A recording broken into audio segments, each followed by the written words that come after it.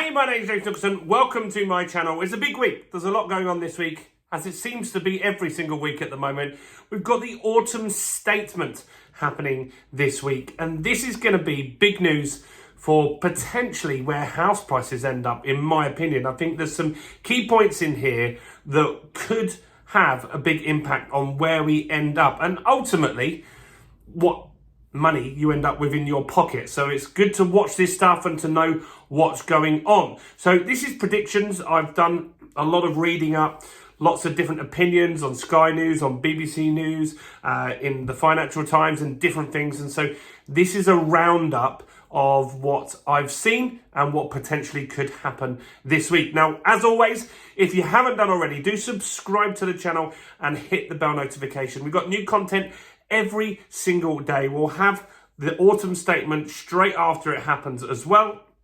And while you're here, if you could just smash the like button, tickle the like button, do something to the like button over there, that really helps us with the YouTube algorithm. So, what's the consideration going into this? Well, inflation is their big concern. That's still sticking around. We've just had a big drop in inflation from 6.7% to 4.6%, which is potentially good.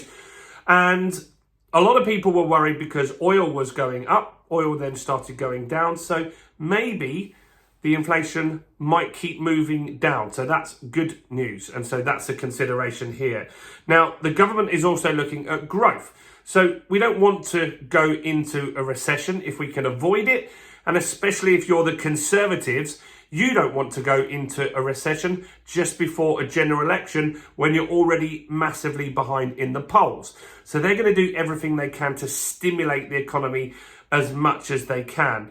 And so it looks, well, the data is saying we're going to be in a flat economy till 2025. Now, government borrowing is high at the moment, and there's been a lot of talk this weekend about income tax. And so that's one of the headlines that's going into this.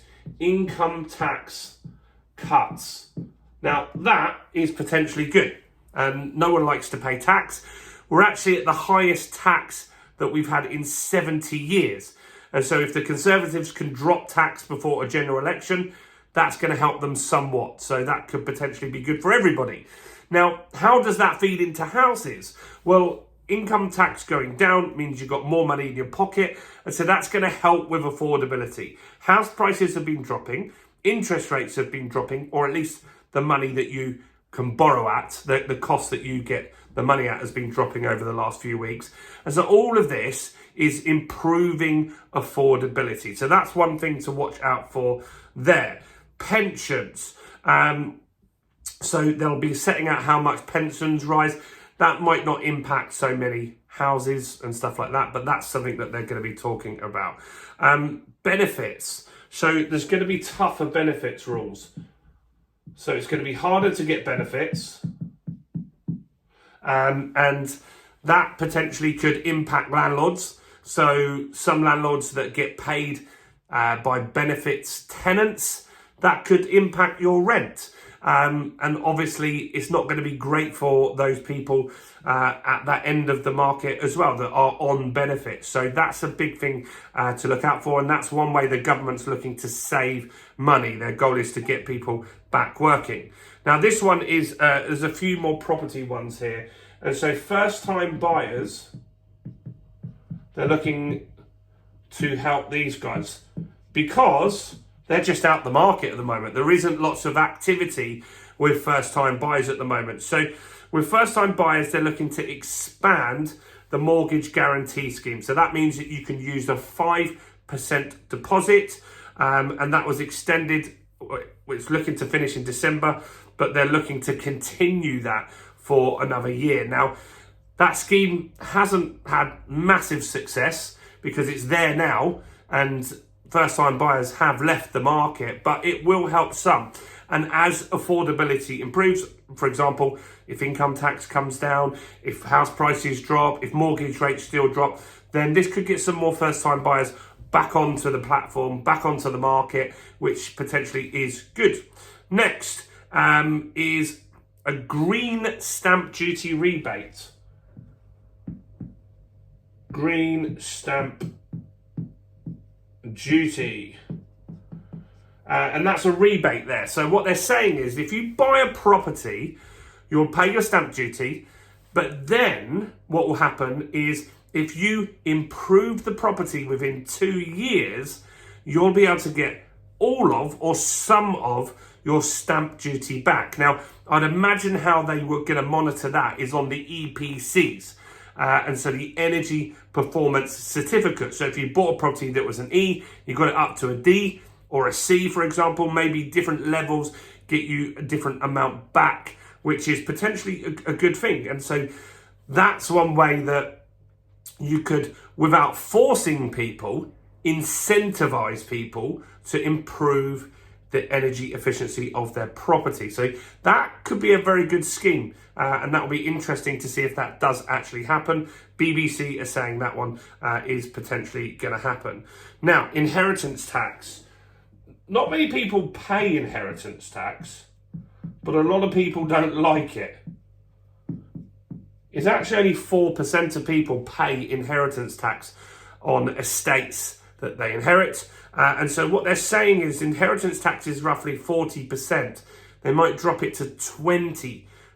Now that would make a big difference because a lot of people that inherit money then go on to buy a bigger property or they invest in a buy-to-let property. They generally have a lump of money that they're able to do something with at that point. So if that happens and inheritance tax does get slashed, that will mean that there'll be more cash that people can do stuff with. So that's a good one as well. Next, the I newspaper is talking about stamp duty. And so they are talking about a stamp duty holiday coming back in. Now that could happen. And last time that happened was during the pandemic. That really drove prices, drove demand, because it's a big chunk of money that you actually pay when you're buying a property, particularly if it's on a second property. Now, I don't think that that will impact buy-to-let investors, but it will impact homeowners, residential properties, if they do put another stamp duty holiday on. Now, that would also stimulate the market because there's tons of people that could buy properties at the moment, but they're just sitting on the sidelines. They've got a wait and see approach at the moment. So if you incentivize them by saying, hey, look, here's a big saving of 10 grand or something like that you could save by buying now, that might push them to actually go forward. Couple that with the fact that interest rates, or at least the money, the cost of borrowing has got cheaper significantly in the last 3 or 4 months. That could start pushing the market again. And maybe it won't stop house prices going down, but it will reduce the impact from that for sure. So stamp duty holiday is potentially a good one as well. And the next one as well is just improving ISAs. So there's talk about improving ISAs. So if you are to invest in a British company through a stocks and shares ISA, that you'll be able to actually invest more in that ISA. That will help fund UK businesses and that will push the stock market up higher as well. That will also be good for the investor. So there's lots of pros around that stuff. So look, I think some of this stuff, if it happens, we'll see on Wednesday if this all comes through. But there's some good stuff here. And I think that some of this stuff is bound to have an impact on the property market. Lower income tax means your affordability goes up. That makes a big difference. What are the other ones here? First time buyers, that policy isn't really doing much, but with the interest rates coming down, maybe prolonging that a bit longer will help as well. Green stamp duty, if that comes in, I think that's a great one, that you can take a property and then be incentivized to improve it over a 2-year period to get a big chunk of change back. That's a winner in my book. Inheritance tax, it's only 4% of people that pay it anyway, so I'm not sure that one's going to do too much.